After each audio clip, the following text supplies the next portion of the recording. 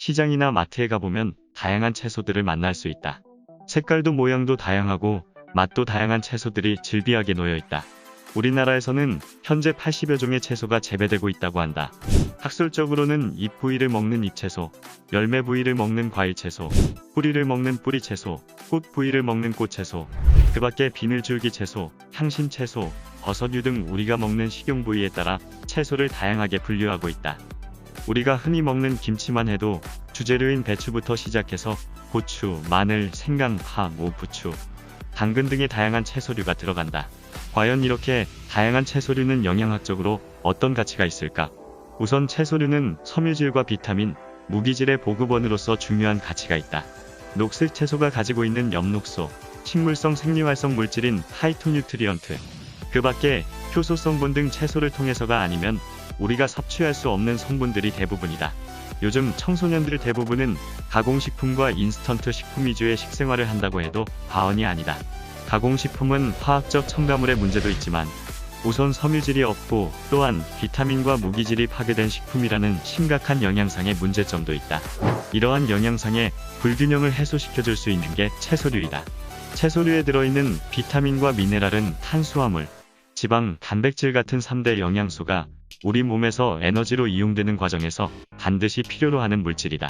우리 몸은 수많은 연쇄적인 화학 반응에 의해서 유지되며 이러한 반응들은 효소라고 하는 촉매가 존재할 때 정상적으로 진행될 수 있는데 이러한 촉매 역할을 하는 게 비타민과 무기질이다. 자동차로 말하면 엔진오일과 같은 역할을 한다고 할 수 있다. 요즘 노화의 원인 중 하나로 지목되고 있는 게 프리라디칼에 의한 산화 반응이다. 프리라디칼은 전자가 불안정해서 좌충우돌하면서 정상세포가 가지고 있는 전자를 빼앗아서 자기 것으로 만든다. 이 과정에서 정상세포는 비정상세포로 바뀌게 되고 이러한 과정을 통해서 우리 몸의 노화가 진행된다고 하는 이론이다. 그런데 채소가 가지고 있는 비타민 A, C, E와 셀레늄이라는 무기질은 산화 반응에 대응하는 강력한 항산화 물질로서 각광을 받고 있다. 이들은 이미 파괴된 비정상세포까지 정상으로 돌려놓는 역할을 한다고 한다. 실제로 하루 350g 이상의 생야채를 매일 먹으면 늘어진 얼굴 피부가 탱글탱글해지고 눈가의 잔주름이 없어지는 경험을 하게 된다.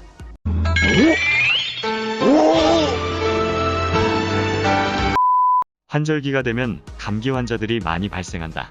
감기약을 먹는데도 한 달 이상 감기가 떨어지지 않는 사람도 있다. 그럴 때는 본인의 면역력을 의심해봐야 한다.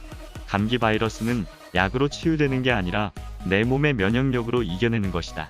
그런데 채소에 들어있는 식물체에서 유래하는 영양소라는 뜻의 파이토뉴트리언트는 우리 몸의 자연 치유력과 면역력을 극대화시키는 역할을 한다.